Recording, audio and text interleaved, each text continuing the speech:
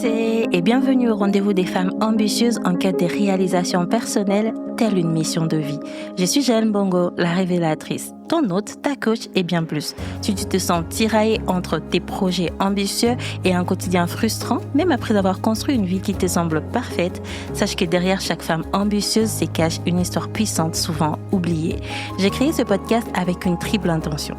Te révéler comment décoder ta mission de vie grâce à ton histoire personnelle, t'accompagner à transformer ta vision en réalité concrète, finir de tourner en rond malgré ton organisation et tous tes efforts, et enfin t'inspirer à créer une vie selon tes propres termes, celle d'une femme libre, alignée et pleinement épanouie. Si ces mots résonnent en toi, alors crois-moi, tu viens de trouver ton podcast idéal. Abonne-toi et laisse cet épisode devenir ta propre révélation. Bonne écoute! Mbote boye malamuna épisode Oyo. Bonjour, bienvenue dans cet épisode. Le 4e, mine de rien, on est déjà au 4e épisode de cette série où on parle de la femme ambitieuse sous toutes ses facettes. Aujourd'hui, j'ai voulu un épisode un peu particulier. Plutôt que de parler d'un point de vue sociétal, personnel, redéfinition des termes, j'ai voulu te donner des exemples concrets des femmes qui, comme toi, ont vécu ces moments de doute, mais ont eu ces lots de courage qui les ont portés pour justement, aujourd'hui, que leur ambition puisse vraiment être quelque chose qui a redéfini les règles et les normes du jeu. Ça se trouve que si je t'ai dit Oprah, Marie Curie, Nzinga, ça va t'évoquer, te dire des choses. Mais est-ce que tu connais absolument tout? Est-ce que tu connais les moments des doutes de ces femmes? Est-ce que tu connais le moment où Oprah s'est dit qu'elle n'y arriverait jamais? Le soir où Rosa Parks a failli n'est pas monter dans ses bus? La journée où Marie Curie a pleuré seule dans son laboratoire? C'est des moments que tu ne connais pas et c'est logique parce que l'histoire telle que c'est véhiculé, c'est vraiment censé pour mettre en avant des moments de gloire, des piédestals. On oublie les collisions, on oublie les frictions qui créent la séparation un peu comme on a vu hier, cette séparation entre ce qui était factuel, ce qui était vécu aujourd'hui et ce qu'on voulait et les choix difficiles qu'il fallait faire entre les deux. Et aujourd'hui, je vais un peu te ramener dans l'histoire de ces femmes. Le but n'est pas juste de parler d'elles, parce que je crois que certains noms tu connais déjà. Ce n'est pas juste parler d'elles pour le plaisir de le faire, mais surtout de parler d'elles à ma façon, avec peut-être les informations que tu connais déjà, mais que tu n'avais pas vues de cette manière-là. Le but, ce n'est pas de te raconter leur palmarès doré, de ne pas dresser la liste de leurs réussites éclatantes, mais c'est surtout de te permettre de voir et d'avoir comme un miroir où tu pourrais toi aussi te reconnaître, de te dire « Ah, mais en fait, au final, si ça s'est passé comme ça pour elle, ben je suis dans cette situation, ça peut passer pour moi, ça peut se faire pour moi. » C'est vraiment de te mettre dans un cadre qui va faciliter ta projection et ton identification, parce que par-dessus tout, je crois au système des vases communicants qui fait que on va recevoir des autres. Ensuite, on va faire comme un amalgame, un mix avec qui on est, son expérience, son identité, sa mission de vie, pour ensuite pouvoir transmettre plus tard aux autres. Je crois vraiment au fait qu'on reçoit, on incube, on incarne, ensuite on donne. Et en fait, le but ici, ce n'est pas juste de te parler d'elle, mais que ça puisse t'inspirer, que tu puisses te réapproprier cela et que tu puisses incarner cela pour ensuite toi aussi pouvoir par la suite inspirer les autres. Je crois que le cadre de cet épisode est défini. N'écoute pas juste pour écouter, fais-en un moment pour toi, un rendez-vous pour toi puisque ça l'est réellement. On va commencer par une femme que j'admire beaucoup, Rosa Parks. C'est la femme fatiguée qui a lancé une révolution. Si tu connais pas l'histoire, ça se passe dans le comté de Montgomery. Cette femme, elle était juste fatiguée. Son ambition à elle sur ce moment-là, c'est qu'elle voulait juste s'asseoir. Enfin, tu te rends compte? Juste s'asseoir dans un bus. Elle ne voulait pas du tout lancer une révolution dans l'Amérique. Elle ne voulait pas devenir une icône, même si elle faisait déjà partie elle était membre d'un parti politique, le NACCP. En fait, ce soir-là, tout ce qu'elle voulait, c'était s'asseoir après une longue journée de travail. Elle monte dans les bus, elle est épuisée. Elle n'était pas juste épuisée physiquement, Elle était épuisée d'être traitée comme une citoyenne de seconde zone. Les chauffeurs de bus, comme d'habitude, lui ordonnent de céder sa place à un homme blanc. Et dans l'histoire, on dit que l'homme était, je sais plus jeune ou plus âgé que Rosa Parks, mais elle devait se lever pour laisser la place à un homme blanc. Bon, je te replace le contexte au cas où tu connaissais pas. Dans l'Amérique de cette époque, les blancs sont prioritaires, c'est-à-dire que peu importe homme, femme, enfant, les noirs ne peuvent pas s'asseoir, il faut que le blanc puisse s'asseoir. Et en fait, comme Rosa Parks occupait une place et qu'elle était assise et qu'un blanc était debout, elle devait, elle, s'élever pour laisser la place à l'homme blanc de s'asseoir. Un peu comme on le ferait de nos jours pour les personnes âgées ou les personnes en situation un peu d'inconfort. Mais en fait, à l'époque, ce n'était pas du tout ça la norme. La norme, c'était tu es blanc, tu t'assois, tu es noir, tu te lèves. Et donc, elle est dans cette société-là, dans cette époque-là. On lui demande de se lever, elle refuse. Et du fait qu'elle refuse, elle a été arrêtée, l'arrestation. Elle a subi l'humiliation publique déjà de se faire arrêter. Et en ce moment-là, qu'est-ce qu'elle pouvait penser en fait? Elle pouvait penser déjà à ça, au fait d'être humiliée, des représailles peut-être sur sa famille, comment sa famille allait être vue, la peur aussi de ce qui pourrait arriver. Mais elle ne s'est pas limitée à ça, elle ne s'est pas limitée à des projections, à tout ce qui pouvait prendre place. Elle a juste suivi son flot sur le moment. Elle est restée assise, elle ne s'est pas levée.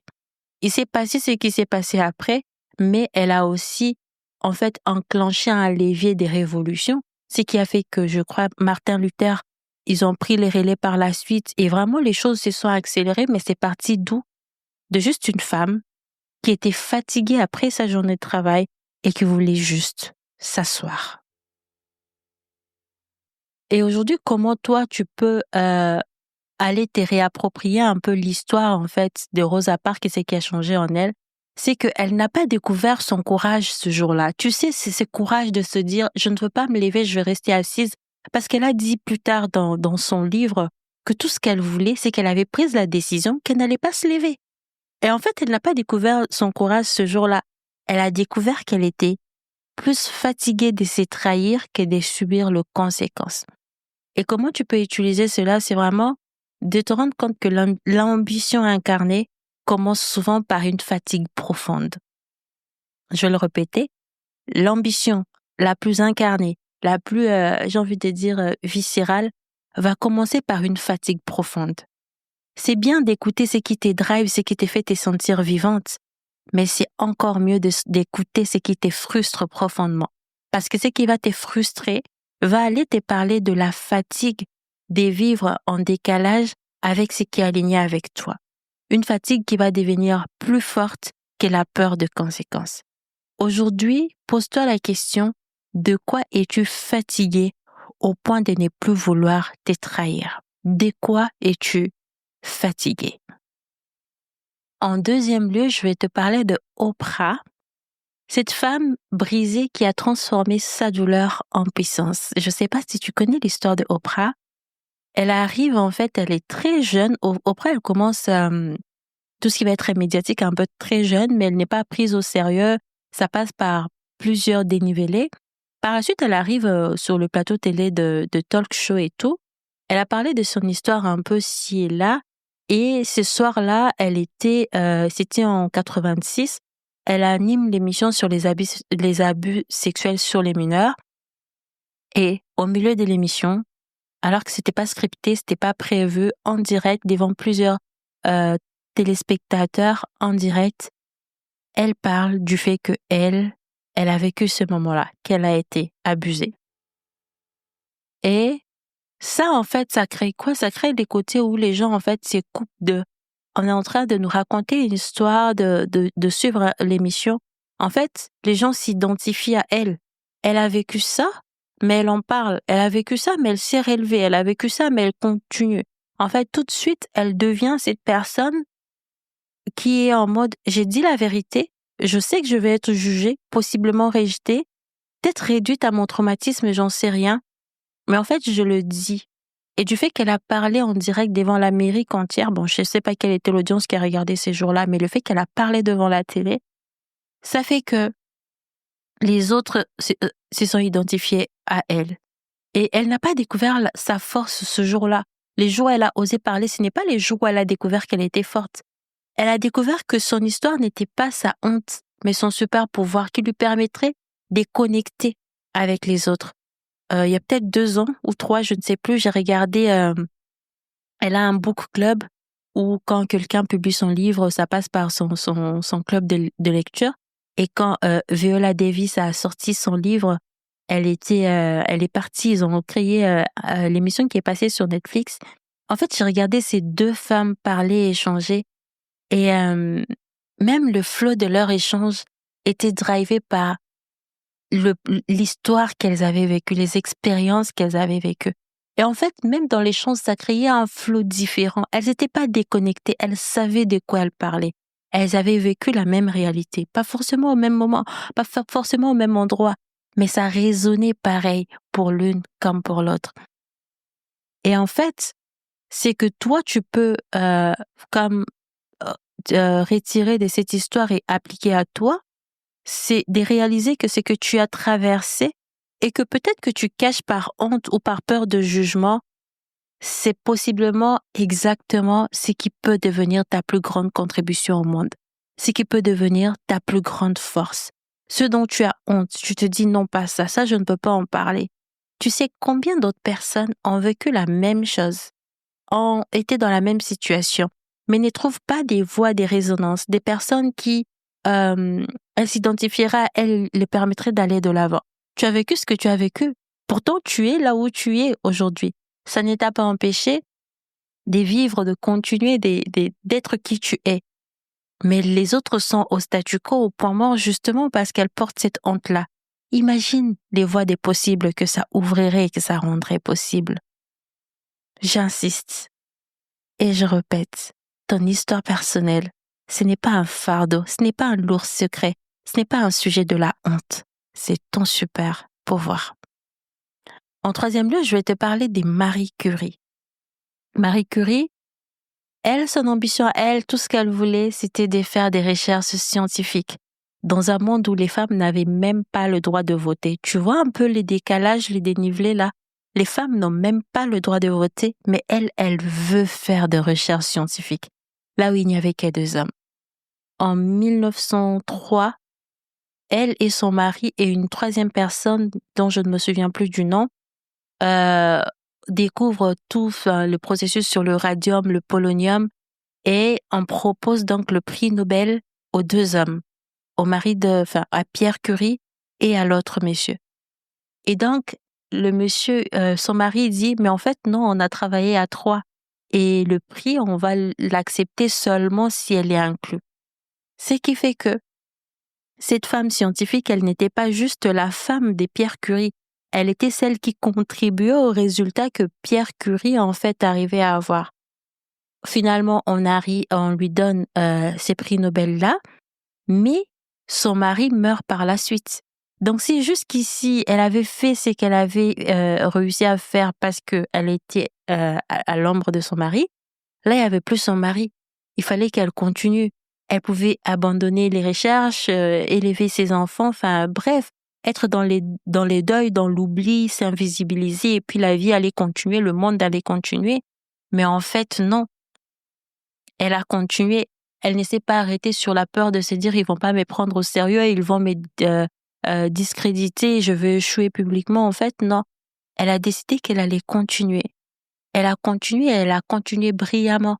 Il y a beaucoup de choses qu'on a aujourd'hui, des découvertes, des vaccins. En fait, c'est grâce à cette femme qui lui a valu un second prix Nobel, cette fois-là, pour elle toute seule, pour ses recherches à elle, pour ses œuvres à elle-même. Ce qui a changé, c'est qu'elle n'a pas découvert qu'elle était brillante. Enfin, j'ai envie de dire, à un moment donné, c'est elle. Elle vivait avec elle avait conscience et connaissance qu'elle était brillante. Elle a toujours su qu'elle était brillante. Ce qui s'est passé en ce moment-là, quand elle a décidé de continuer, quand bien même que son mari n'était plus là, c'est qu'elle a découvert qu'elle n'avait pas besoin de validation du monde pour continuer. Elle n'avait pas besoin de quelqu'un qui puisse être sa béquille. Elle avait juste besoin de croire en elle et de mettre en évidence ce qu'elle savait en elle. Voilà comment tu vas pouvoir, toi, appliquer cette histoire de l'ambition de Marie Curie à ta vie. C'est vraiment de ne pas attendre que le monde te donne la permission parce que sinon tu attendras toute ta vie. C'est que ton ambition à toi, vraiment la meilleure façon d'incarner ton ambition, c'est de te donner toi-même, à toi-même, la permission de continuer, malgré les moqueries, malgré les mépris, malgré les tricheries, parce qu'ils vont en avoir, malgré tout ce que tout ce que tu peux vivre ou que tu as pu vivre, que malgré cela, que tu puisses continuer. Tu n'as pas besoin que le monde puisse croire en toi. Tout ce dont tu as besoin, c'est que toi, tu puisses croire en toi. Parce que la seule personne qui te connaît, qui vit avec toi, du tout autour, c'est toi. En quatrième lieu, je te parle de la reine Nzinga, du Dongo et du Matamba. Cette femme, elle a refusé le trône, puis elle a pris. Bon, l'histoire, ça se passe à Luanda, en Angola, dans l'est de l'Afrique. Oui, c'est ça, dans l'ouest de l'Afrique, excuse-moi. Et c'est vraiment le moment de la colonisation. Les Portugais occupent la région.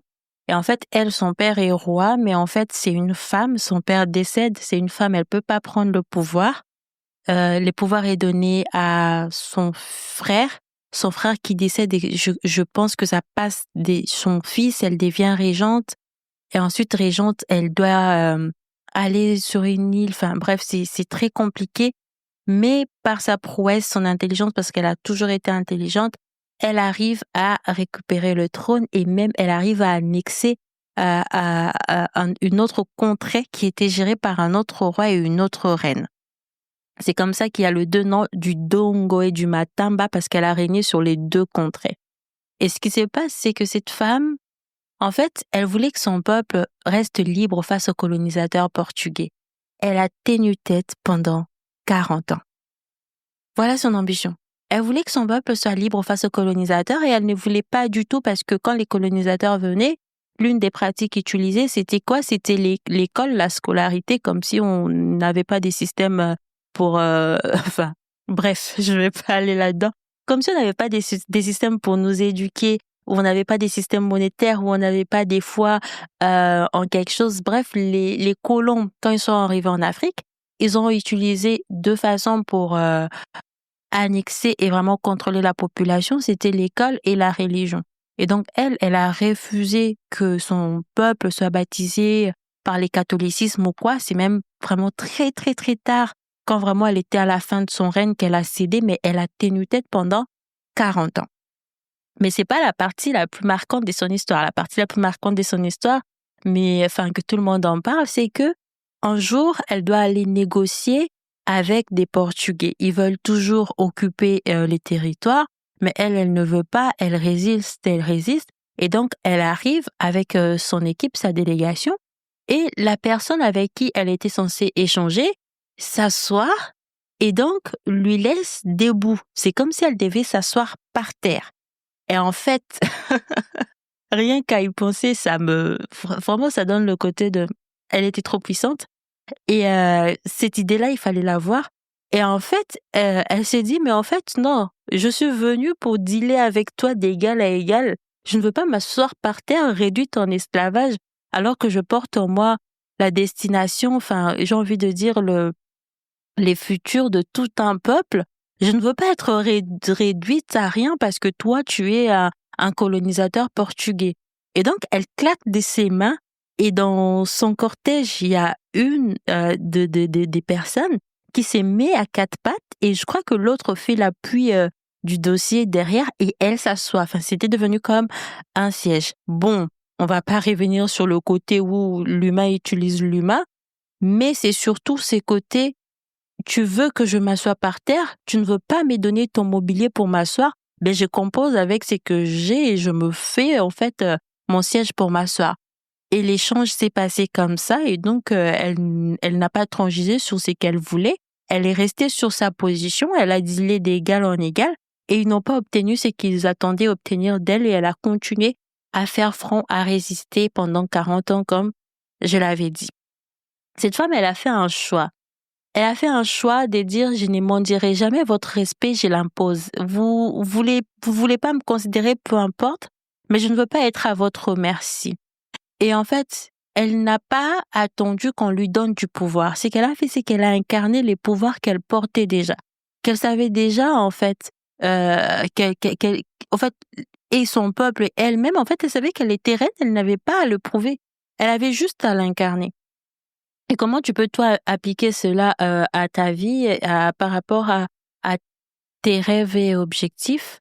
Ben justement, c'est d'aller te rendre compte que si tu attends qu'on te donne la place, tu resteras debout toute ta vie. Si tu attends que quelqu'un te donne la place, que quelqu'un te donne l'espace, en fait, tu resteras là. C'est à toi de prendre ta place et si cette place, elle n'existe pas, c'est de la créer. Enfin, j'ai envie de te dire, dans cette salle-là, peut-être qu'il y avait 2 chaises. S'il y avait des chaises, elle aurait peut-être pris, mais s'il y avait pas, elle a créé sa chaise avec son imagination en ce moment-là. C'est à toi de définir quelle est la place que tu veux prendre, qu'est-ce que ça implique. Finalement, c'est de redéfinir tes propres normes des réussites et des succès, de ce que toi tu veux, de prendre ta place, si elle n'existe pas, de la créer et de continuer comme ça en fait. Impose ton trône, impose ton pouvoir, enfin, impose-toi. Tu n'as pas besoin des permissions pour incarner ta puissance, tu l'as déjà en toi. La 5e femme dont j'ai envie de te parler, c'est Greta. Alors, Greta, c'est vraiment la fille silencieuse qui a trouvé sa voix et qui a fait entendre la voix des autres personnes. Tout ce qu'elle voulait, c'était que les adultes arrêtent d'ignorer la crise climatique. Elle en parlait un peu ci et là, mais en 2018, sachant qu'elle est autiste Asperger, elle est vraiment partie devant le Parlement suédois, étant toute seule avec sa pancarte. Ça, c'est ce qu'elle a fait il y a des années. Mais aujourd'hui, Greta, c'est pas juste Greta. C'est un mouvement, c'est une voix, c'est une prise de conscience, c'est une interpellation. Pourtant, qu'est-ce qui s'est passé ces matins-là? Enfin, le premier jour, elle a commencé sa grève, en fait. C'est qu'elle était toute seule et il y avait la peur de si personne ne venait, si tout le monde s'est moqué d'elle, si elle échouait publiquement. Mais en fait, cette fille silencieuse, qui ne pouvait plus rester dans les silences, qui déteste l'attention, qui en plus est autiste.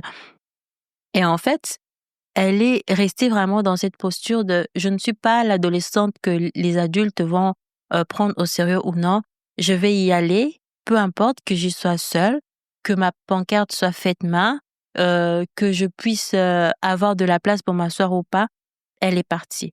Et ce qui a changé pour elle, c'est que Greta n'a pas découvert qu'elle était courageuse ce jour-là. Elle a découvert surtout que son silence pouvait devenir sa voix la plus puissante. Elle n'avait pas juste besoin de parler, de parler. Le fait d'être là avec sa pancarte voulait tout dire. Et aujourd'hui, des millions de jeunes suivent son exemple, font comme elle. Et comment tu peux ramener l'histoire de l'ambition de Greta à toi? C'est vraiment de réaliser que tu n'as pas besoin d'être la plus forte. Tu n'as pas besoin d'être la plus sûre. Tu n'as pas besoin d'être la plus préparée, la plus équipée. Tu as juste besoin de commencer. Tu as juste besoin de commencer. Même si tu es seule, même si tu tâtonnes, tu as juste besoin de commencer. L'ambition incarnée, ce n'est pas d'attendre d'être prête, c'est de commencer et apprendre pour être prête. En 6e lieu, j'ai parlé d'elle quand j'ai parlé de Oprah, donc tu as deviné, je vais te parler de Viola Davis. Et en fait, Viola, c'est la femme, entre guillemets, pas assez, mais qui a redéfini les règles. D'ailleurs, j'ai regardé récemment l'un de ses films, je crois que c'est les G20, et elle a été encore une fois des plus impressionnante comme d'habitude. Donc, tout ce qu'elle voulait, c'était être une actrice dans une industrie qui lui répétait sans cesse qu'elle n'avait pas le bon physique, la bonne couleur, la bonne histoire, enfin bref. Elle a enchaîné les rôles des secondes zones où elle était soit femme des ménages, soit enfin vraiment reléguée au second plan, on la mettait jamais devant. Ensuite, elle va jouer, je crois, à Help et à Sense et c'est comme ça que vraiment elle va être comme mise en avant. Mais sinon, elle a enchaîné beaucoup de refus. On lui disait que tu n'étais pas assez glamour, tu n'étais pas clair de peau, tu n'as pas les physiques vraiment de cette femme-là. Sauf qu'elle joue et qu'est-ce qui se passe, c'est que elle remporte et l'Oscar et les Emmy Awards. Et en fait, lors de son discours, de sa prise de parole, elle a le choix. Elle a le choix entre vanter les personnes qui lui ont mis là, enfin qui lui ont mis la façon de parler, qui lui ont donné cette opportunité d'être là et donc pouvoir justement ouvrir la porte pour d'autres opportunités plus tard. Mais elle avait aussi les choix pour parler des personnes qui restent dans l'ombre, qui vivent ce qu'elle elle a pu vivre. Et en fait, le choix qu'elle a fait, c'est qu'elle a parlé des autres femmes qui n'étaient pas visibilisées, qui n'étaient pas choisies, qui n'étaient pas la priorité justement des réalisateurs ou des gens qui faisaient les castings. Elle a dit cette phrase qui est restée, c'est que la seule différence entre les femmes blanches et les femmes noires, c'est les opportunités. En fait, la différence, ce n'est pas les talents. La différence, ce n'est pas le pouvoir, ce n'est pas le potentiel, ce n'est pas tout ce qu'on peut nommer ou même n'est pas nommé. C'est juste l'opportunité. C'est juste à qui on donne la possibilité de faire ses preuves ou non. Et sachant que, bon, je ne veux pas dire à l'époque parce que c'est toujours applicable aujourd'hui, le simple fait d'être noir, c'est déjà un critère pour pas être retenu ou pour être relégué à la seconde zone. Et donc, si tu es déjà sur quelque chose que tu ne peux pas décider, que tu ne peux pas influer, ça crée déjà quelque part comme un handicap. À quel moment tu vas pouvoir faire tes preuves pour des choses sur lesquelles tu peux influer? Et donc, il y a déjà de l'herbe qui est coupée sous les pieds, il y a déjà les ailes des ambitions qui sont coupées. Et en fait, cette femme, elle vient comme ça en direct devant le monde entier, et quelque chose qui est très bien documenté aussi, parler justement pour ces femmes. Elle a brisé les silences, elle a dit le mot. Ça aurait pu lui coûter l'effet que, oh, elle a dit ça, ben on va plus le prendre sur aucun rôle, on va plus faire tout ça. Mais depuis, qu'est-ce qui se passe? Elle va en grandissant, elle assume les grands rôles, elle est sur les têtes d'affiche et tout ça. Et c'est pas juste parce qu'elle est talentueuse, en fait. Talentueuse, elle a toujours été, elle le sait. C'est qu'elle a découvert qu'elle n'avait plus besoin de se rendre petite pour être acceptée. Et que les autres, en fait, à qui on reléguait, en fait, les seconds rôles, on obligeait d'être petite, en fait, elle n'avait pas à faire ça. Et comment toi, tu peux appliquer cela à toi? C'est vraiment de te rendre compte que si tu passes ta vie à te rendre acceptable, tu ne seras jamais toi-même. Te rendre acceptable, ça veut aussi peut-être dire aller dans un environnement, dans un endroit, juste parce qu'il faut pas être seul. Et là-bas, quand tu vas, tu es occupé, tu es entouré des personnes, alors tu y vas quand même. Si tu passes ta vie à être acceptable, tu ne seras jamais toi-même. Tu seras juste celle qui est reléguée au second rôle, qui vit la vie de la seconde zone. Et l'ambition incarnée, c'est d'arrêter de demander l'acceptation et imposer ton authenticité. Qui tu es, tel que tu es, comme tu es. Et en fait, ça m'évoque, en parlant de ça, ça m'évoque un passage dans Murder. En fait, quand elle est vraiment dans une situation où elle est déprimée, elle est dépitée, elle n'est plus elle-même, elle enlève sa perruque, elle enlève les faux cils, elle enlève son maquillage. Elle est elle, tellement elle, totalement elle-même, mais elle dégageait une telle puissance. Non, cette femme, elle est extra. Elle est extra. La septième femme dont j'ai envie de te parler, des Shea. Shea du studio McGee. Alors, cette femme, elle n'a pas des diplômes dans les designs, mais elle a bâti un empire des designs. C'est vraiment l'une des femmes que j'admire. De toute façon, les femmes que je suis en train d'énumérer ici ne sont que les femmes que j'admire et qui vraiment m'impressionnent et m'inspirent beaucoup.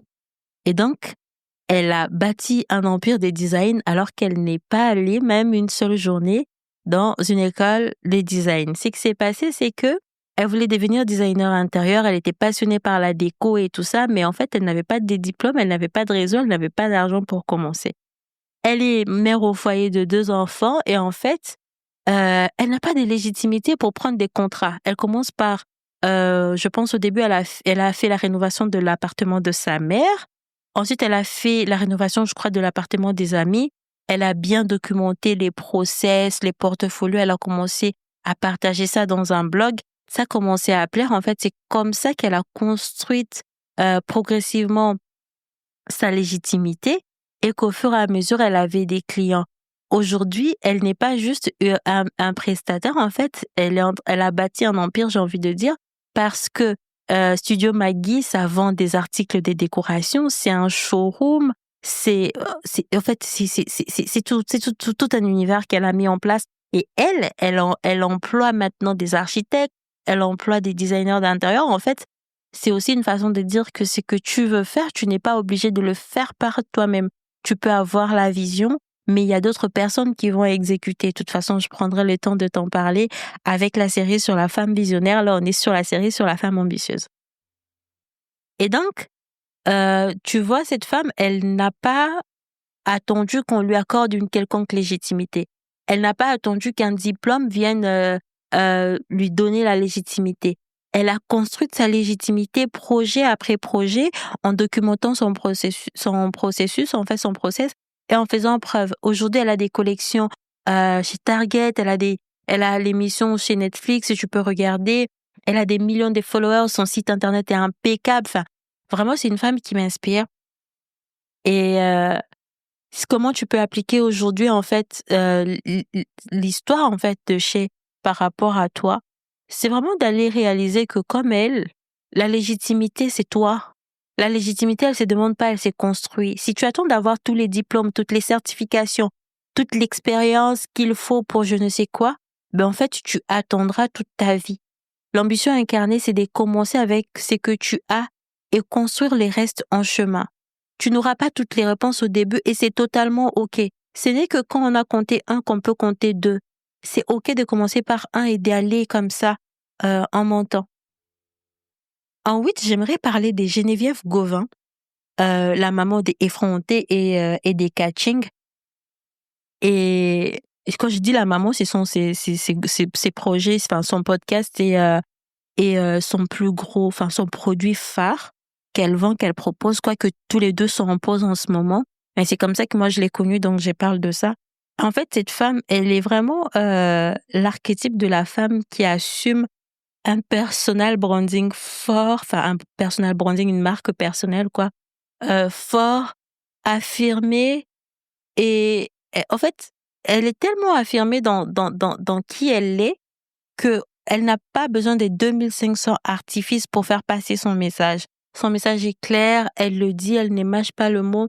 Et en fait, Geneviève, elle est vraiment cette femme qui, comme elle donne la permission aux femmes de prendre leur place en ligne, sur Internet, sachant que c'est aussi un endroit où il y a beaucoup de préjugés, notamment en termes de physique, notamment en termes de l'image qui va être envoyée, de comment on va formuler la posture qu'on va prendre. Et elle vient vraiment casser ce code-là. Et ce que j'aime aussi avec elle, c'est le côté où elle démocratise les choses, tu vois. Elle les démocratise. Enfin, les choses sont inaccessibles, telle chose, c'est trop cher, il faut payer tant, il faut payer ceci. Et en fait, elle fait un gros package où elle te met tout ce dont elle estime que tu aurais besoin et elle te les met en fait à un prix accessible. C'est gagnant pour elle, c'est gagnant pour ses partenariats. Enfin, tout le monde gagne. Mais en fait, j'aime cette vision, cette ambition-là de vouloir rendre les choses faciles et accessibles pour vraiment que cet empourvoiement féminin-là auquel on aspire devienne en vrai une réalité. Et elle aurait pu rester, parce qu'elle en parle un peu, elle aurait pu rester dans les complexes, j'en parle puisque elle-même elle en parle justement, dans les complexes peut-être d'essayer de dire que elle trouve que ses cuisses sont de je ne sais quelle manière, qu'elle a un tatouage à tel endroit ou que je ne sais quoi, mais en fait elle s'assume, elle fait des shootings vraiment tape Geneviève Gauvin, va voir son Instagram, elle fait des shootings en fait ça te permet de te dire ah ouais, mais je m'identifie à elle. Ou même, ah non, je m'identifie pas du tout à elle, mais qu'est-ce que j'aimerais avoir son courage? Qu'est-ce que j'aimerais avoir son audace? Et en fait, ça, comment tu peux le ramener à toi? Comment tu peux le ramener à ta personne? Mais de te dire aussi dans ce que tu veux, il y a forcément une part qui va contribuer aux autres, qui va donner aux autres presque la permission, presque la marche à suivre. Et ne reste pas à te dire que je vais déranger. Pense surtout à ceux qui vont se reconnaître à toi et à ceux pour qui tu vas ouvrir et inaugurer la voie des possibles. En neuvième lieu, j'ai envie de te parler de Émilie Vien, qui est une femme aussi, enfin, j'ai une relation avec les Québécoises, entre moi.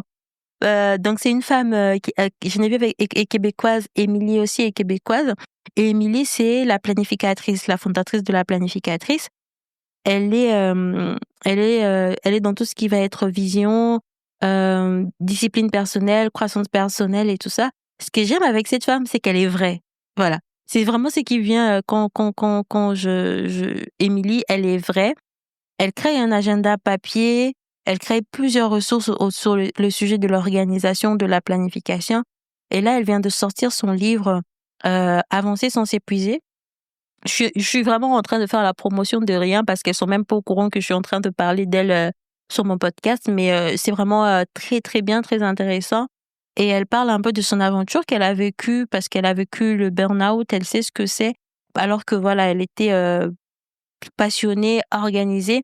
Et en fait, elle a vécu le revers de la chose qu'aujourd'hui, elle œuvre justement pour aider et faciliter les personnes qui seront dans cette situation-là, mais aussi à prendre leur posture de cette vision long terme et de pouvoir comme y arriver. Tu connais la vision, c'est ma zone, donc une femme qui parle vision, on parle les mêmes langages. Ce que j'aime surtout avec les parcours d'Émilie, c'est qu'elle est transparente avec ce qu'elle a vécu. Elle en parle pas pour être comme une victime, elle en parle justement pour redonner le là aux personnes qui seraient dans la même situation et se diraient en fait moi c'est perdu pour moi, enfin moi il y a plus rien à faire. Et ça c'est quoi? C'est vraiment montrer en fait que cette ambition incarnée, c'est aussi accepter que certaines personnes vont te rejeter parce que tu vas assumer que tu es, parce que tu ne vas pas aller dans leur sens, ou peut-être parce que tu auras changé.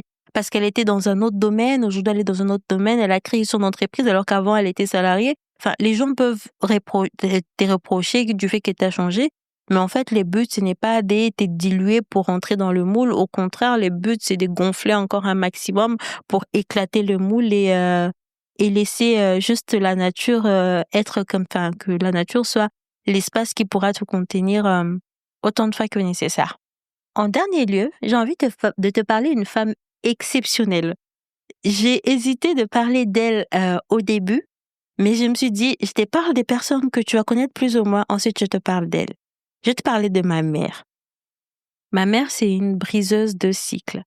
C'est vraiment cette femme qui s'est mise à la brèche et qui a décidé que les autres n'allaient pas vivre ce qu'elle, elle a vécu, mais que surtout, tout ce qu'elle pouvait faire, c'était pour contribuer au bien de l'autre. Ma mère, c'est une multi-entrepreneur. Elle génère les 7 chiffres, euh, j'ai envie de dire, mensuels, enfin, annuels, enfin bref, elle est dans cette posture-là, dans cette position-là. Mais c'est toujours cette femme qui a la main sur les cœurs, prête à aider, quitte à se dépouiller, elle le fait, mais je le dis, c'est pas pour blaguer. Quitte à se dépouiller pour aider, ma mère le fait. Et en fait, ce que j'aime avec elle, c'est que elle ne s'accapare pas sur quelque chose, elle va te dire, ça vient, ça va, ça peut partir et demain, je sais et je saurai comment reproduire pour que ça revienne. Quand elle a une opportunité qui lui passe à côté, en fait, ma mère, elle va pas se lamenter sur, oh, j'ai perdu, je suis perdante. Elle va surtout être dans une posture, ok, c'était une possibilité, c'était une opportunité, ça n'existe plus. Comment maintenant je travaille, je rebondis sur la suite.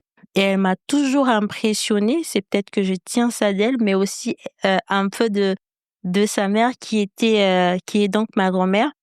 Mais en fait, c'est vraiment une femme qui ne recule devant rien. Et peu importe en fait comment ça va être interprété à la base, parce qu'elle a pris des risques, fait des sacrifices qui en soi étaient mal interprétés. Elle était tout le temps entre deux avions alors qu'elle avait une famille à gérer et tout ça. Enfin, des choses vraiment, des risques, des sacrifices qui étaient entre guillemets mal interprétés, mal vus niveau société. Mais aujourd'hui, ben en fait, elle récolte les fruits de son travail, mais les autres aussi récoltent le fruit de son ambition au final. Et donc, comment tu peux appliquer cela à ta vie, c'est de te dire, vois long terme.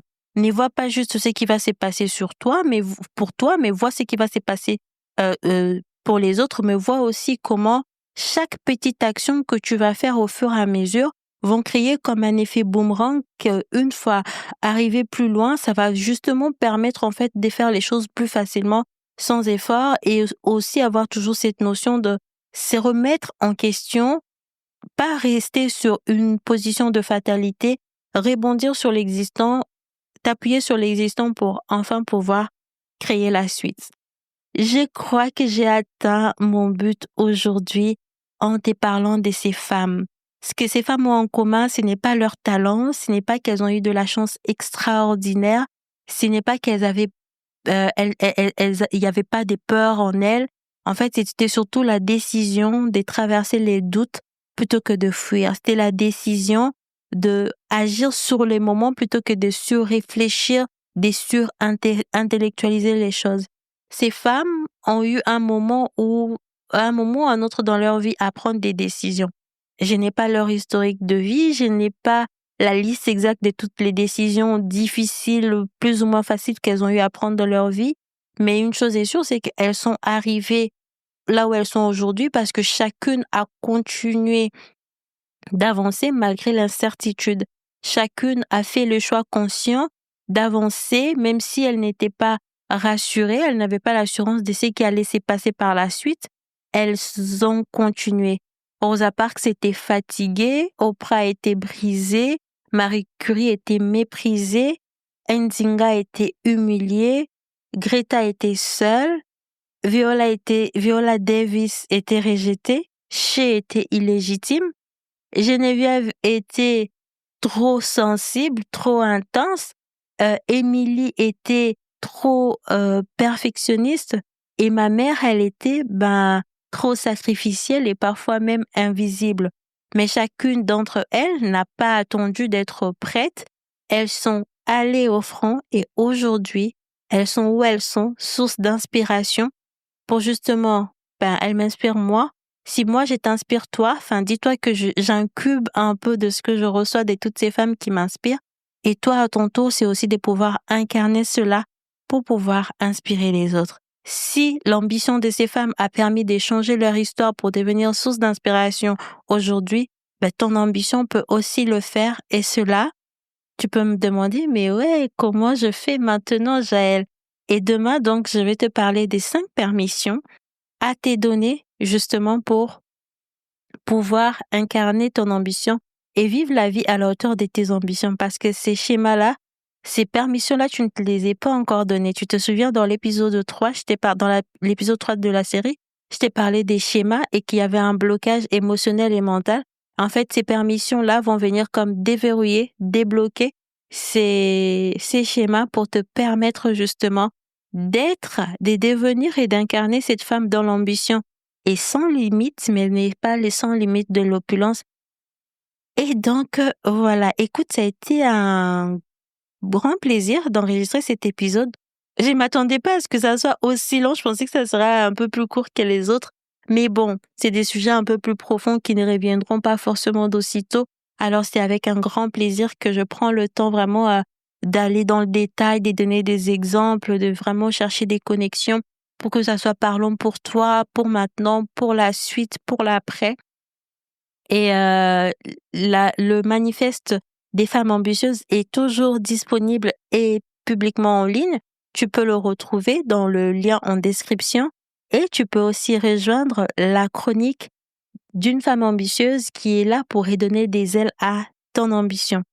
Si tu as des choses à me partager, que tu as une femme à me recommander qui t'inspire aussi, tu te dis, Jaël, celle-là aussi elle est inspirante, tu vas voir son histoire, tu vas voir comment son ambition aussi a changé les règles du jeu. Écoute, envoie-moi son nom sur Instagram, la révélatrice-du-8. Si c'est toi-même, viens me parler de toi. Si c'est ta mère, viens me parler de ta mère. Et si c'est une autre femme que je ne connais pas ou que je connais, écoute, viens me parler d'elle. C'est toujours un plaisir de connaître l'autre version de l'histoire ou l'autre façon que l'autre a à voir les mêmes choses que nous voyons différemment. Je te retrouve demain pour parler des 5 permissions. Prends soin de toi et à demain. Nous arrivons à la fin de cet épisode, mais ta révélation ne fait que commencer. Que ce soit une phrase qui t'a touché, une prise de conscience ou la réponse à une question que tu te posais, prends un instant pour laisser cet impact s'installer en toi et rayonner autour de toi. En plus de mes accompagnements et ateliers, tu trouveras dans la description plusieurs ressources pour t'accompagner dans ta réalisation personnelle. Et si cet épisode t'a offert ne serait-ce qu'une petite graine de changement, aide-moi à faire grandir l'impact de telle une mission de vie. Abonne-toi et laisse un avis sur Apple Podcast ou Spotify. Sache que chaque geste compte et permet à d'autres femmes de découvrir qu'elles aussi peuvent créer une vie libre, alignée et épanouie. Et ça, c'est grâce à toi, ton abonnement, tes écoutes et tes partages. Merci d'être ici. Prends soin de toi et à très bientôt pour un nouveau rendez-vous de révélation. Bye!